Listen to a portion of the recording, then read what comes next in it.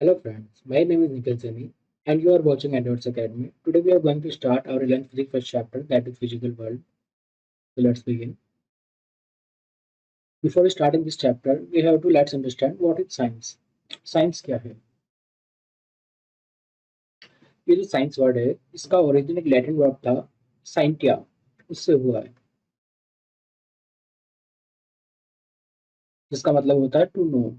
अलग अलग लैंग्वेज में इसका अलग अलग नाम होता है। संस्कृत में इसे विज्ञान बोलते हैं, अरेबिक लैंग्वेज में इसे इल्म बोलते हैं। सबका मीनिंग सेम होता है। अब बेसिकली साइंस होती क्या है? साइंस एक सिस्टमेटिक ऑर्गेनाइज्ड नॉलेज होता है जो हम ह्यूमंस ने डिफरेंट मतलब यूनिवर्स को हमने पहले ऑब्जर्व किया, उसके बाद उस पर एक्सपेरिमेंट्स किए हमने। उन सब एक्सपेरिमेंट्स का जो भी डाटा मिला उसको हमने सिस्टमेटिक ऑर्गेनाइज्ड पैटर्न में उसे स्टैब्लिश किया। उस जो ऑर्गेनाइज्ड जो नॉलेज था उस नॉलेज को हम साइंस बोलते हैं। और जो साइंस होता है इसकी काफी ब्रांचेज होती है, उसमें से एक ब्रांच होती है हमारी फिजिक्स। अब फिजिक्स क्या होती है ये समझने के लिए आगे चलते हैं। What is physics? फिजिक्स क्या है? अगर इसे हम आसान भाषा में समझना चाहें तो हमारे आसपास जो भी होता है वो सब फिजिक्स है। अगर इसको एग्जाम्पल के हेल्प से समझना चाहें हम, तो आपने रेनी सीजन में बारिश को देखा होगा, बारिश होते वो भी एक फिजिक्स है। रेनबो निकलता है वो भी एक फिजिक्स है। हमारी जो अर्थ है वो सन के अराउंड रिवॉल्व करती है वो भी एक फिजिक्स है। जो मून है वो हमारे अर्थ के अराउंड रिवॉल्व करता है, ये भी एक फिजिक्स है। तो मतलब आसपास हमारे जितने फिनोमेना वो सब फिजिक्स है। अब फिजिक्स होता क्या है? फिजिक्स होता है study of basic law of nature. Nature में जितने भी हमारे लॉ होते हैं उन सब की स्टडी फिजिक्स कहलाती है। और जो नेचर होता है हमारा, ये एक फिक्स पैटर्न फिक्स लॉज पे काम करता है, ये रैंडमली वर्क नहीं करता है। गॉड ने हमारे कुछ फिक्स रूल्स बनाए हैं, उन रूल्स को ही फॉलो करता है। अब इसका एग्जांपल लेना चाहे तो देख सकते हैं हम कि हमारे साल में सीजन्स आते हैं। विंटर आता है, स्प्रिंग आता है, समर आता है। तो ये हर साल आते हैं, ऐसा नहीं है कि एक बार आ गया नेक्स्ट ईयर नहीं आया। और फिक्स टाइम पे आते हैं, मंथ फिक्स है इनके। तो एक फिक्स पैटर्न फिक्स लॉज ये सब चीजें हैं, तो इसकी हम जो स्टडी होती है फिजिक्स में करते हैं। It is the laws and principles that govern the universe. जो यूनिवर्स है हमारा जिस लॉज पे काम करता है, उसके उनके क्या लॉज है, क्या प्रिंसिपल्स है, उन सब की स्टडी फिजिक्स में करते हैं। It tells us why and how things behave as they do and helps to predict future of things. अब इसका एक एग्जांपल लेना चाहें अपन, तो जैसे कि हमारे सीजन्स होते हैं, सीजन्स कैसे आते हैं, क्यों आते हैं? कभी सर्दी आ गई, कभी गर्मी आ गई। तो ये सब क्यों हो रहे हैं, हाउ कैसे होते हैं हमारे ये सब चीजें? तो मतलब अर्थ हमारा जो रिवॉल्व करती है सन के अराउंड, तो कुछ हवाएं होती है, कुछ जियोग्राफिकल फैक्टर्स होते हैं, उनकी वजह से ये सब ऐसी इन्वायरमेंटल कंडीशंस बनती है जिससे ये सीजन्स आते हैं। तो इनको हम देख के फ्यूचर भी प्रेडिक्ट कर सकते हैं कि जैसे कि हमारा अपना मौसम विभाग बता देता है हमें पहले ही आजकल कि कब बारिश आएगी, कब तूफान आएगा, कब जो भी होगा वोल्केनो इरप्शन कब होगा, हमारे समुद्र में टाइडल वेव्स कब आएगी, सुनामी कब आएगी। तो इन सब चीज़ों को हम पहले से स्टडी करने से ये हेल्प मिलती है हमें कि हम फ्यूचर इनका पहले से डिसाइड कर सकते हैं कि जो नेचर में फिनोमेना होने वाले हैं किस लॉज पे हो रहे हैं। उस लॉज की स्टडी करके हमें पता लग जाता है कि ये फिनोमेना नेचर में कब होने वाला है, कब रिपीट होने वाले हैं। तो ये होती है फिजिक्स।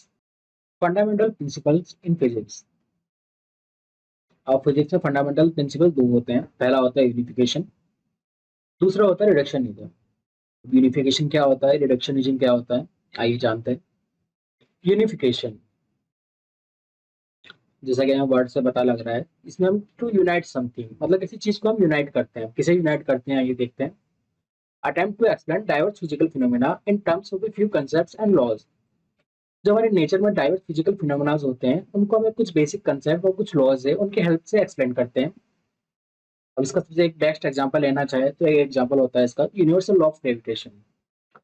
जैसे कि हमने पढ़ा था बचपन में कि न्यूटन के ऊपर एप्पल गिरा था, तो जो ट्री से एप्पल गिरा था तो वो उस टाइम भी लॉ ऑफ ग्रेविटेशन अप्लाई हुआ था। अब इसकी जगह अगर पाइनएप्पल गिरता तो भी लॉ अप्लाई होता हमारा, या और कोई फ्रूट गिरता तो भी होता है। ऐसा नहीं है कि सिर्फ ये एप्पल पे ही अप्लाई होगा।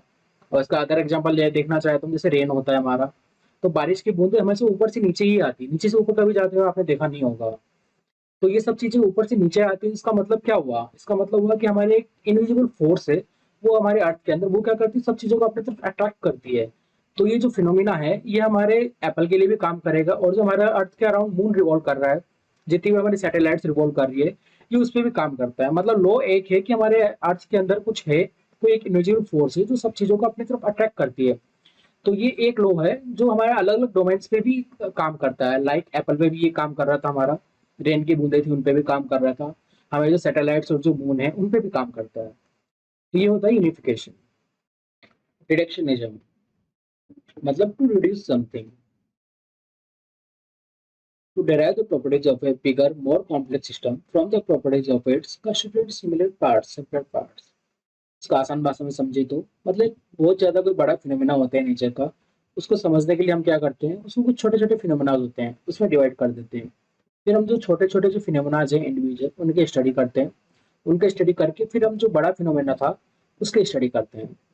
तो इसका एक बेस्ट एग्जांपल रहना चाहे तो हमने वाटर साइकिल बचपन में सबने पढ़ा होगा कि रेन कैसे होती है।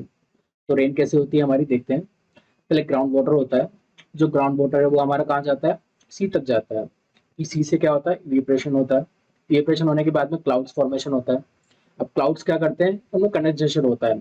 क्लाउड्स में कंडेंसेशन होने के बाद में हमारे क्लाउड्स बनते हैं, रेनी क्लाउड्स होते हैं, जो पानी वाले बादल बोलते हैं हिंदी में हम जिसे। वो फिर क्या करते हैं, फिर वो वाटर ट्रांसपोर्ट करते हैं, ट्रांसपोर्ट करके जो माउंटेन्स हैं या अपने हिली एरियाज है वहां जाके वो बादल टकराते हैं उनसे। फिर क्या होता है, फिर हमारी बारिश होती है। तो फिनोमेना क्या था हमारे पास कि बारिश कैसे होती है। तो उसको समझने के लिए हमने क्या किया, उसको हमने छोटे छोटे पार्ट्स में डिवाइड कर दिया। फिर हमने एक एक जो जैसे कि ग्राउंड वाटर है, इसमें क्या हो रहा है, प्रेसिपिटेशन हो रहा है, इस फिनोमेना की स्टडी करी हमने। फिर हमने इवेपोरेशन की स्टडी करी, फिर हमने कंडेंसेशन की स्टडी करी, फिर हमने वेपर ट्रांसपोर्ट की स्टडी करी। इससे हमें क्या पता लगा, बारिश कैसे होती है। तो हमारा फिनोमेना था एक बहुत बड़ा, उसको हमने सिंपलर पार्ट्स में इसको डिवाइड किया हमने। उसको डिवाइड करने के बाद में जो सिंपलर पार्ट्स थे, ईच इंडिविजुअल पार्ट्स, उसकी हमने स्टडी की। उसके स्टडी करके हमें जो पूरा नेचर में जो फिनोमेना हो रहा था बड़ा, उसके बारे में पता लग गया कि ये कैसे वर्क करता है। तो ये होता है हमारा reductionism. Scientific methods, scientific method क्या होता है, जो हमारे फिजिक्स है उसमें कुछ लॉज होते हैं, जितने भी हम लॉज पढ़ते हैं, लॉ ऑफ ग्रेविटेशन या बाकी जितने भी लॉज हैं हमारे, वो सब लॉज क्या होते हैं, कोई ऐसे रैंडमली नहीं बन जाते हैं कि मेरा मन किया कि नेचर में कुछ में फिनोमेना बता दिया कि कुछ ऐसा होता है तो उसको लॉ बन गया, उसको सबने एक्सेप्ट कर लिया पूरी यूनिवर्सली। तो लॉ बनाने के लिए क्या होता है, कुछ फिक्स पैरामीटर्स हैं, एक हमारे 5-6 पैरामीटर्स फिक्स करे हुए हैं। अगर उन पैरामीटर्स को अगर हमारा लॉ फॉलो करता है या फिर उसको सेटिस्फाई करता है, तब जाके हमारा कोई नेचर में या फिजिक्स के अंदर हम कुछ लॉ बनाते हैं कि मतलब हाँ ये ऐसा कुछ होता है, तो ये क्यों होता है, कैसे होता है, तो इसके लिए कुछ हमने फिक्स रूल्स बना रखे हैं। तो उन रूल्स को जो फॉलो करेगा तब जाके एक लॉ हमारा स्टेब्लिश होता है। इसकी डेफिनेशन क्या होती है देखते हैं। Scientific method is a systematic attempt to understand natural phenomena in as much details as possible and use this knowledge to predict, modify and control the phenomena. ये जो तीन वर्ड है हमारे, predict, modify and control the phenomena, ये बहुत ज्यादा important होते हैं। तो इसमें क्या होता है, एक्चुअली हम एक सिस्टमेटिक अटेम्प्ट करते हैं समझने के लिए, नेचर में कोई भी हमारा फिनोमेना होता है उसको एक फिक्स एक सिस्टम के थ्रू हम समझने की ट्राई करते हैं। फिर वो जो नॉलेज है उसको हम, जो जितना भी नॉलेज हमने गेन किया उस फिनोमेना को समझने से, उस नॉलेज को हम प्रिडिक्ट करते हैं, मॉडिफाई करते हैं, कंट्रोल द फिनोमेना, जो फिनोमेना हो रहा है नेचर में उसको फिर हम कंट्रोल करने की ट्राई करते हैं। इसका एक बेस्ट एग्जांपल अगर हम देखना चाहें तो आप सबने ऑर्बिटल मोशन देखा होगा।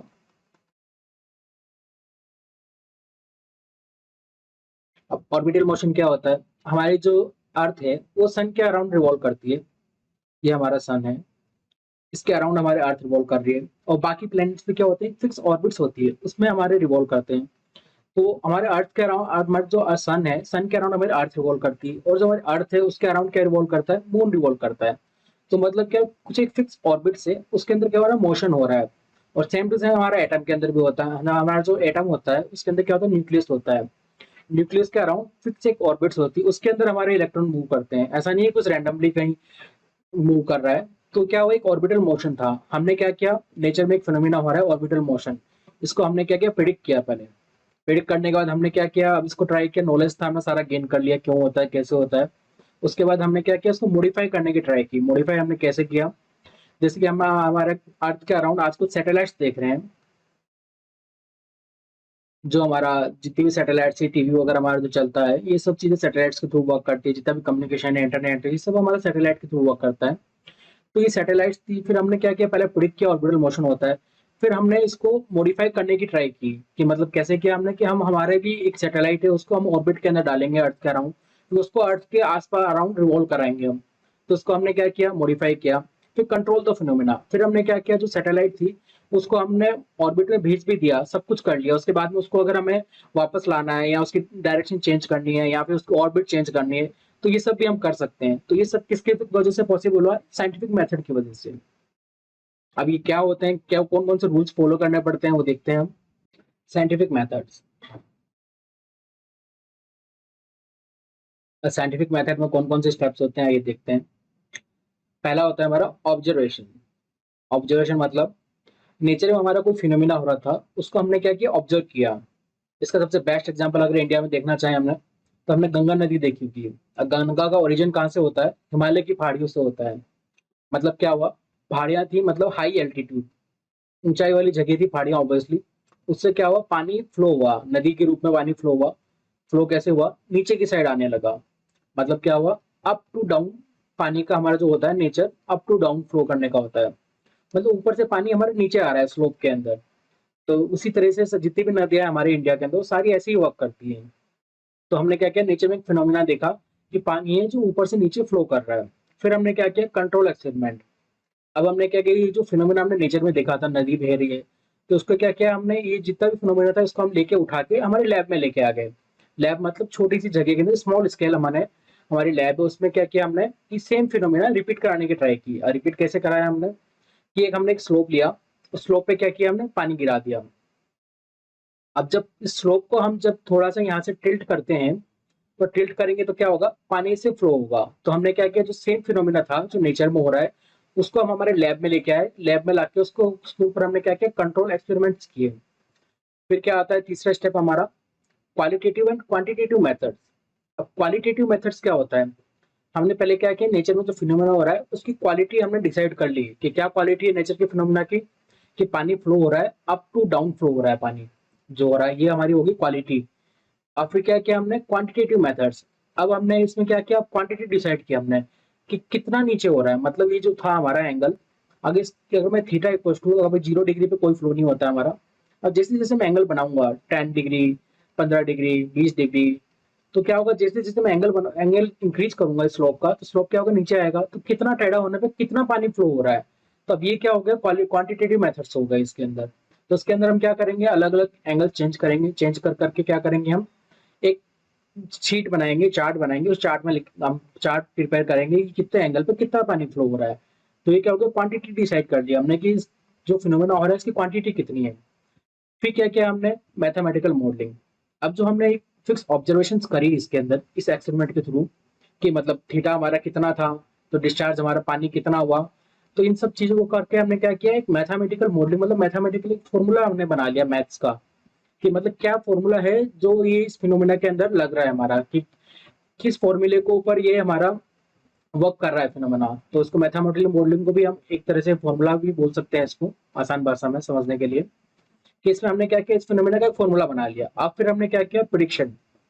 अब हम क्या करेंगे, अब हमें इसको बार बार से ट्रीट करने की जरूरत नहीं पड़ेगी क्या है क्या नहीं है। तो अब हमने एक फिक्स फॉर्मूला बना लिया। उस फॉर्मूले की हेल्प से हम क्या करेंगे, सीधा हम थीटा की वैल्यू रखेंगे, कितना एंगल होगा, उससे हम डायरेक्टली क्या मिल जाएगा, डिस्चार्ज कितना पानी फ्लो कर रहा है। तो मतलब क्या किया हमने, प्रिडिक्ट कर लिया पहले से कि मतलब थीटा इक्वल टू अगर हमारा 12 डिग्री पे कितना होगा। तो हमें अब ये एक्सपेरिमेंट कर करके देखने की जरूरत नहीं पड़ेगी इसमें बार बार। हम सिंपल वैल्यू डालेंगे, वैल्यू डाल के हमें सिंपल पता लग जाएगा मतलब कितना फ्लो हो रहा है। तो ये क्या लिया हमने, प्रिडिक्शन। अब क्या होगा इसका, वेरिफिकेशन और फॉल्सिफिकेशन। अब ये तो हमने क्या किया, मैथ्स का फॉर्मूला बना लिया। अब क्या होता है, ये जो हमने फॉर्मूला बनाया है, अभी जो हमने जो भी इक्वेशन या फॉर्मूला जो भी डेराइव किया हमने, मैथमेटिकल मॉडलिंग करी। अब क्या करता है, इसको वेरीफाई किया जाता है कि मतलब ये सच में हो रहा है कि नहीं हो रहा है, या सिर्फ मेरी लैब में ही हो रहा है, पता लगे नेचर में हम जा रहे हैं और कहीं हो रहा है, बाकी जगह हो रहा है, कहीं नहीं हो रहा है। तो अगर इसका हम वेरिफिकेशन करते हैं, अलग अलग लोकेशन पे, अलग अलग इन्वायरमेंट, अलग अलग कंडीशन, उस पर हम इसको जांचते हैं। तो फिर क्या होता है, अगर ये फिनोमेना वेरीफाई कर जाता है तो उसको हम बोल देते हैं वेरिफिकेशन। अगर ये फिनोमेना हमारा काम नहीं करता है, जो हमने हाइपोथेसिस दी है, ये फेल हो जाती है, तो उससे हम बोलते हैं फाल्सिफिकेशन। फेल हो जाएगी तो मतलब कुछ नहीं हुआ, अगर वेरिफिकेशन हो जाती है तो वो क्या हो जाता है, हमारा लो बन जाता है। तो ये बेसिक एग्जांपल था साइंटिफिक मेथड्स का। स्कोप ऑफ फिजिक्स, मतलब हमारी फिजिक्स है वो कहाँ से कहाँ तक फैली हुई है। इसको अगर मैं एग्जांपल लेकर समझना चाहे तो हम देख सकते हैं कि जैसे हम पढ़ाई करते हैं, पढ़ाई क्यों करते हैं। हमने 10 तक 12 तक हमने पढ़ाई की, पढ़ाई करने के बाद हमने क्या किया, 12th में हमें सब्जेक्ट चूज करने पड़ते हैं। कुछ लोग बायो चूज करते हैं, कुछ लोग मैथ चूज करते हैं। जो बायो चूज करते हैं वो क्या करते हैं, बायो चूज करने के बाद में फिर वो आगे जाके डॉक्टर्स बनते हैं, ये सब बनते हैं। और जो मैथ्स वाले हैं वो क्या होते हैं, इंजीनियर्स या टेक्निकल लाइन से उसमें जाते हैं। तो क्या हुआ हमारा, कि पढ़ाई का हमारा स्कोप क्या था, कोई पूछेगा क्या स्कोप है पढ़ाई का, तो पढ़ाई का हमारा स्कोप क्या होता है, कोई डॉक्टर बनता है, कोई इंजीनियर बनता है, सब अलग अलग अपने जो मन पसंदीदा फील्ड है वो फील्ड हमारे आगे जाके उसमें हम हमारा कुछ बन सकते हैं, कुछ कर सकते हैं। तो सेम टू सेम जो है ये सब चीजें फिजिक्स में भी अप्लाई होती है कि फिजिक्स हम जो पढ़ते हैं ये कहाँ से कहाँ तक फैली हुई है, इसमें आगे जाके क्या होगा, क्या क्या आता है इसके अंदर, कितना कितना एरिया कवर करता है, कौन कौन से टॉपिक्स, कौन कौन से नेचुरल फिनोमेना ये कवर कर रहा है। तो ये सब होता है स्कोप ऑफ फिजिक्स। जो फिजिक्स का स्कोप होता है उसको हम दो पार्ट में डिवाइड करते हैं। पहला होता है हमारा मैक्रोस्कोपिक, दूसरा होता है हमारा माइक्रोस्कोपिक। जो मैक्रोस्कोपिक होता है इसमें क्या होता है, हमारा फिजिकल फिनोमेना जो होते हैं बड़े लेवल पे वो आते हैं मैक्रोस्कोपिक के अंदर। इसे हम जनरली क्लासिकल फिजिक्स भी बोलते हैं।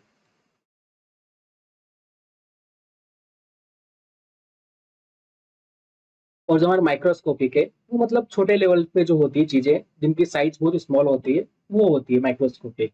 इसको हम मॉडर्न फिजिक्स भी बोलते हैं।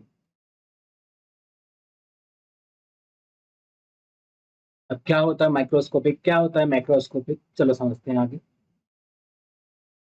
फिजिक्स के स्कोप के अंदर जो क्वांटिटीज होती है उनको अगर हम लेंथ के स्केल में देखना चाहें तो वो होती है 10⁻⁴ मीटर से लेकर 10⁻⁻⁴ मीटर।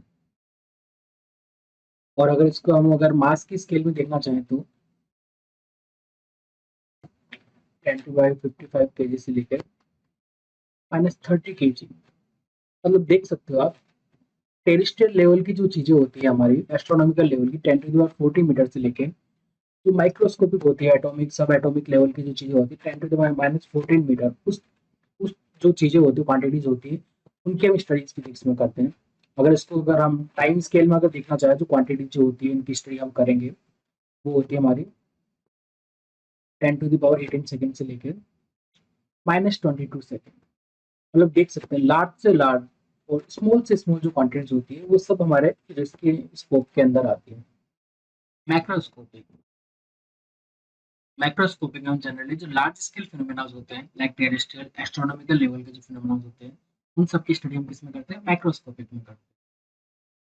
इसके अंदर भी डिफरेंट सब्जेक्ट्स होते हैं जिनकी हम स्टडी करते हैं। जैसे एक सब्जेक्ट है हमारा मैकेनिक्स। मैकेनिक्स में हम क्या करते हैं, न्यूटन के जो लॉ ऑफ मोशन है और लॉ ऑफ ग्रेविटेशन, इन सब चीज़ों की स्टडी हम मैकेनिक्स में करते हैं। तो मोशन है उसका, अगर पार्टिकल उसका मोशन हो रहा है वो सब, और डिफॉर्मेबल डिफॉर्मेबल बॉडीज है उन पर कितना लोड लग रहा है, ये सब हमारा किस में आता है, सब टॉपिक्स मैकेनिक्स में आते हैं। इसका अगर एग्जांपल देखना चाहे तो हम motion of particles, proposal of rocket, water wave, sound waves, bending of road and flotation of ship, पानी में जहाज हमारी कैसे तैरती है, ये सब चीजें हम किस में पढ़ेंगे, मैकेनिक्स में पढ़ेंगे।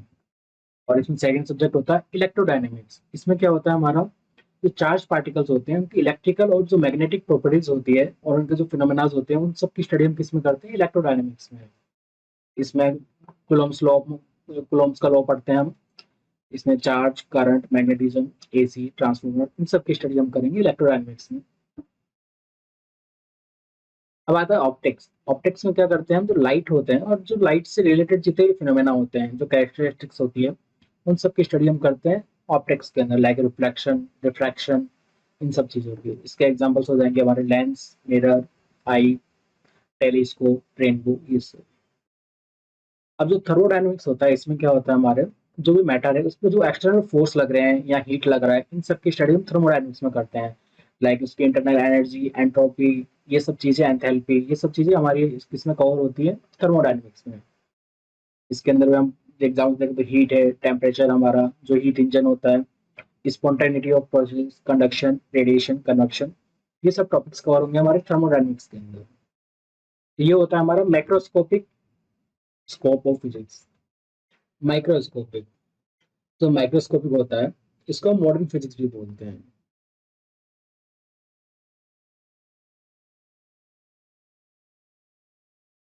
इसमें क्या करते हैं हम, स्टडी करते हैं एटॉमिक, मॉलिक्यूलर और जो न्यूक्लियर लेवल की जो चीजें होती है उन सब की स्टडी हम माइक्रोस्कोपिक करते हैं। और इन सबको जो कंबाइन अगर बोला जाए तो ये होती है हमारी क्वांटम फिजिक्स।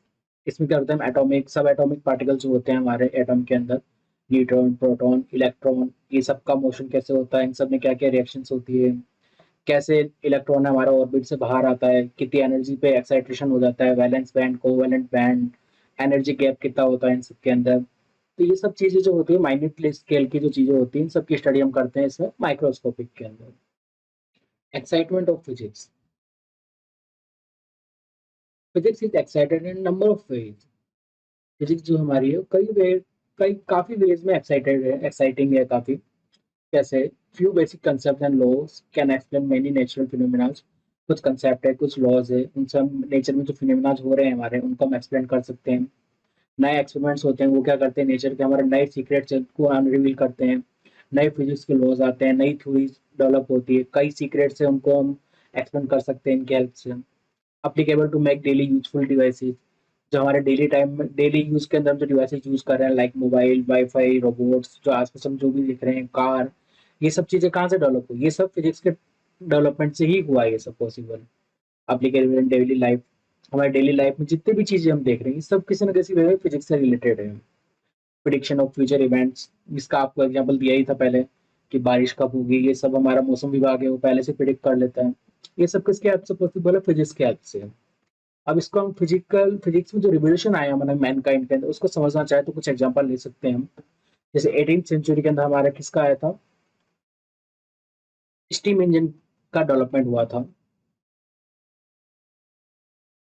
इससे क्या होता है, इंडस्ट्रियल रिवोल्यूशन आया था, जिससे कि क्या हुआ, हमें जो हमारी ट्रेन थी, ये सब किस पे वर्क करती है? इंजन पे वर्क करती है।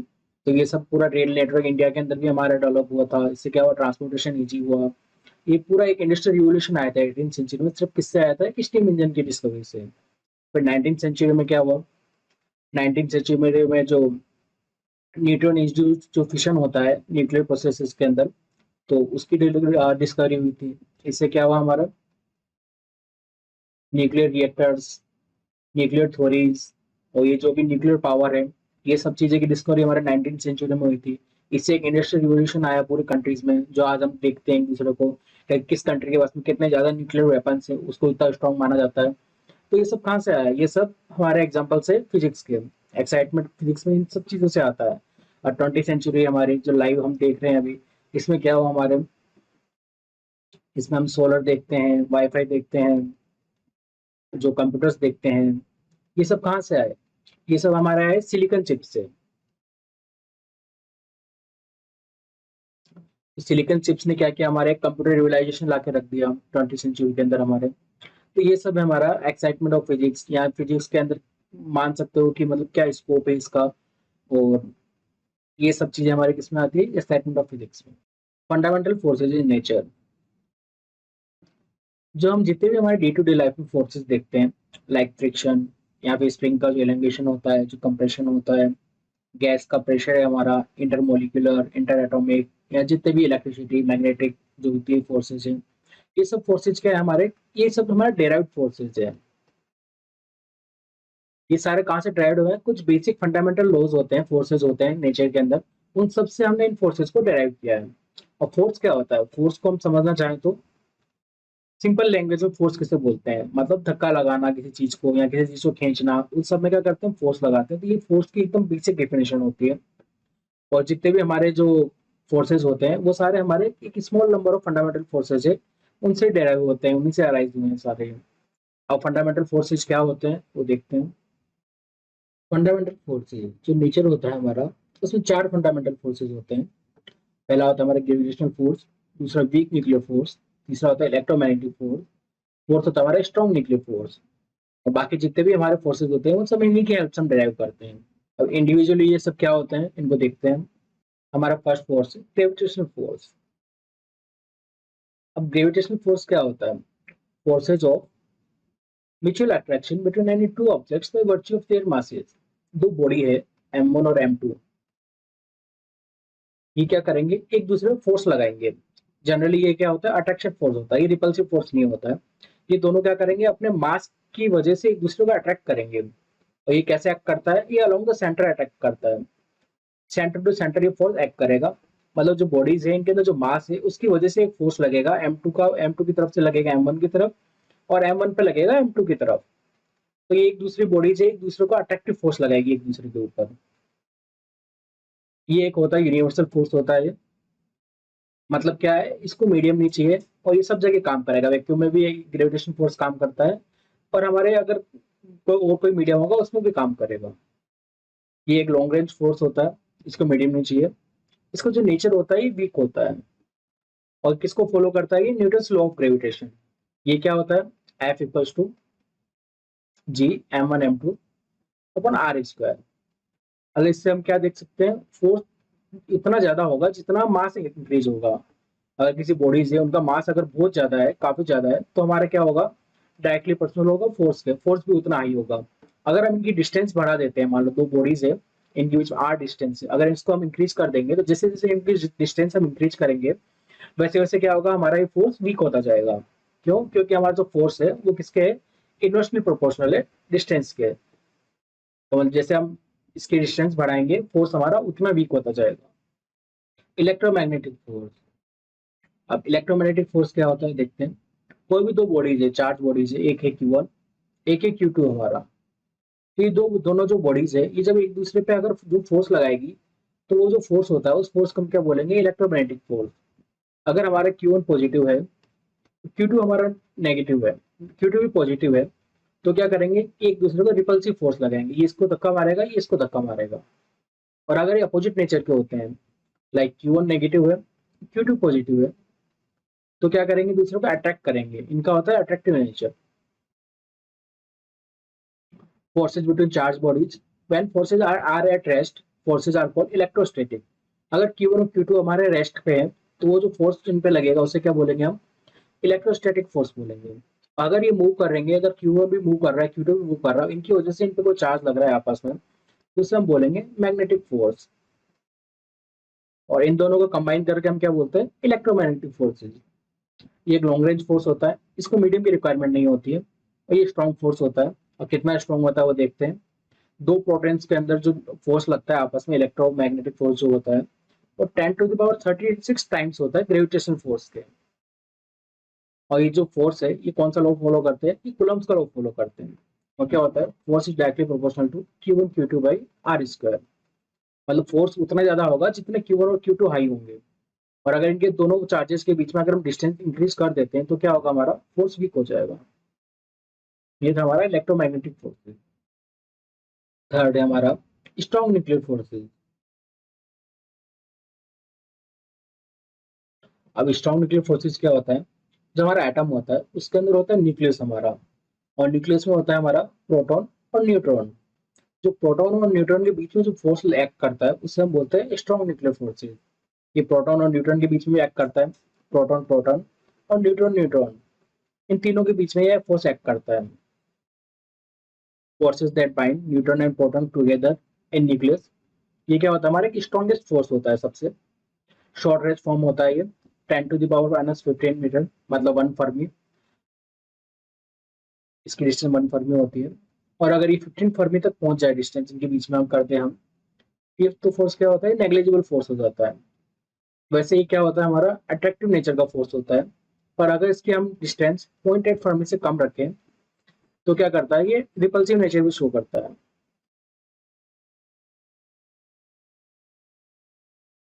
ये हमारे चार्ज पे डिपेंड नहीं करता है, चार्ज इंडिपेंडेंट फोर्स होता है ये हमारा।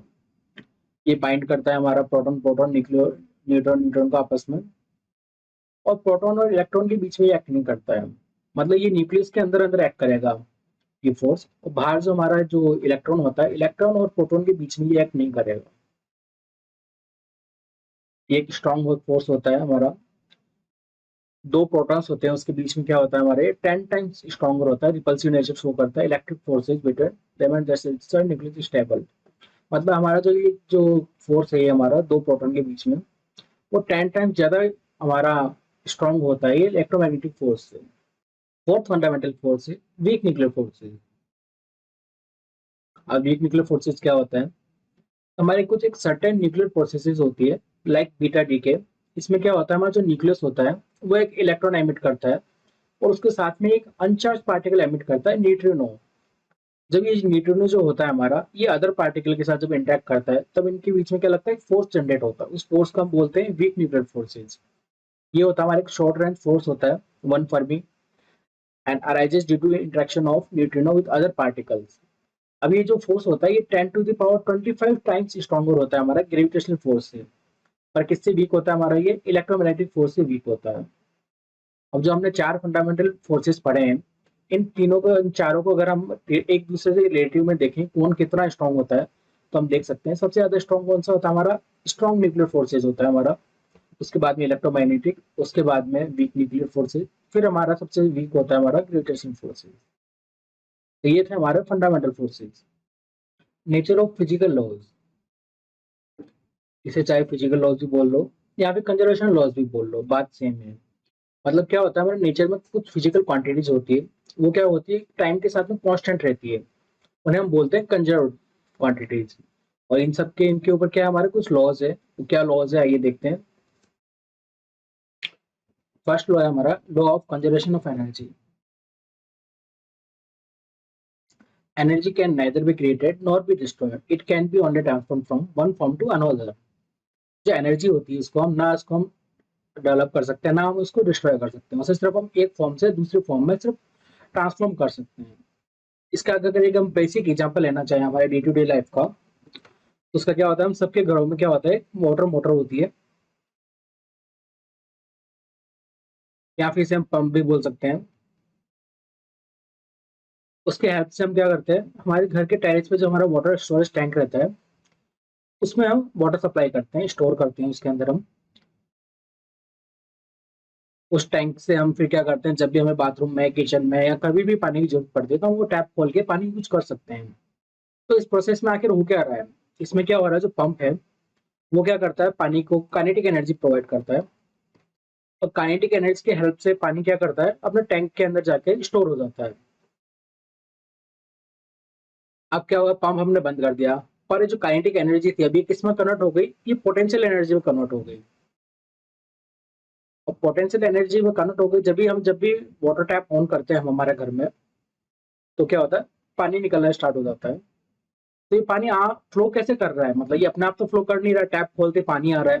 तो ये सब क्या है, जो काइनेटिक एनर्जी थी ये पोटेंशियल एनर्जी में कन्वर्ट हुई, और ये जो पोटेंशियल एनर्जी है इसकी हेल्प से पानी हमारे आ रहा है। तो इससे क्या हुआ, जो एनर्जी हमने प्रोवाइड की थी वो डिस्ट्रॉय नहीं हुई है, वो काइनेटिक एनर्जी से किसमें ट्रांसफॉर्म हो गई, पोटेंशियल एनर्जी के अंदर। तो ये क्या हमारा law of conservation of energy, जो एनर्जी थी हमारी वो कंजर्व रही। ये था हमारा law of conservation of energy. Second law है हमारा law of conservation of linear momentum.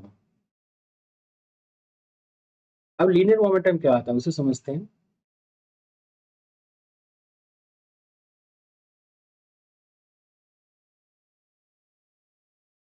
Linear momentum हमारी वेक्टर क्वांटिटी होती है, इसे हम पी वेक्टर से डिनोट करते हैं।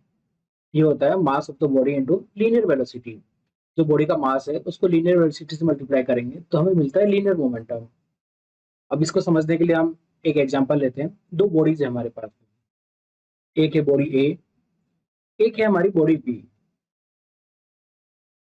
अब ये दोनों बॉडीज क्या कर रही है, वी वेलोसिटी से एक दूसरे की तरफ मूव कर रही है। अब ये दोनों क्या करेगी, एक पॉइंट पे एक दूसरे से कोलाइड करेगी। कोलाइड करेगी तो क्या होगा, इनका जो टोटल मोमेंटम था, इनिशियल मोमेंटम और जो फाइनल मोमेंटम था, ये क्या होगा, दोनों इक्वल होगा। ये हमारे बताता है law of conservation of linear momentum. In the absence of an external force the linear momentum of a system remains constant. मतलब अगर इसमें कोई एक्सटर्नल फोर्स एक्ट नहीं कर रहा है तो ये जो पूरा सिस्टम था कोलिजन से पहले और कोलिजन के बाद में, उसका जो मोमेंटम था लीनियर मोमेंटम वो कंजर्व रहेगा। तो इनिशियल मोमेंटम कितना था इनका, बॉडी का मास था m a into v minus,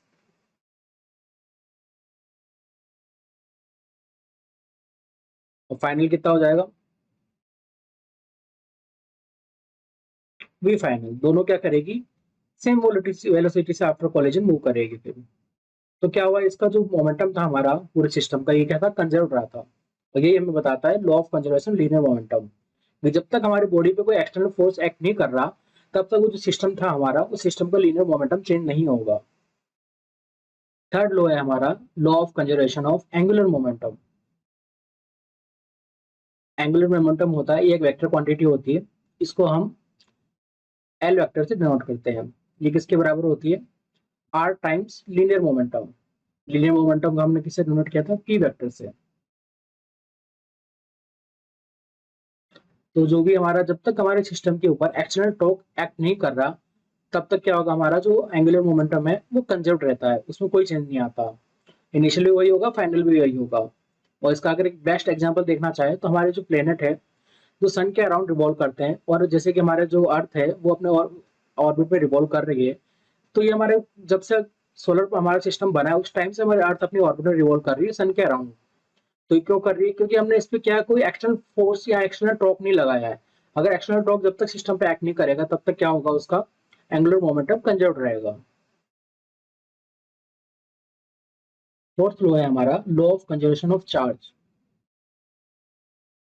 अब ये लॉ क्या बताता है हमें, जो भी यूनिवर्स का हमारा चार्ज होता है या कोई भी सिस्टम का चार्ज है वो हमेशा क्या होता है, कांस्टेंट रहता है, वो चेंज नहीं होता है।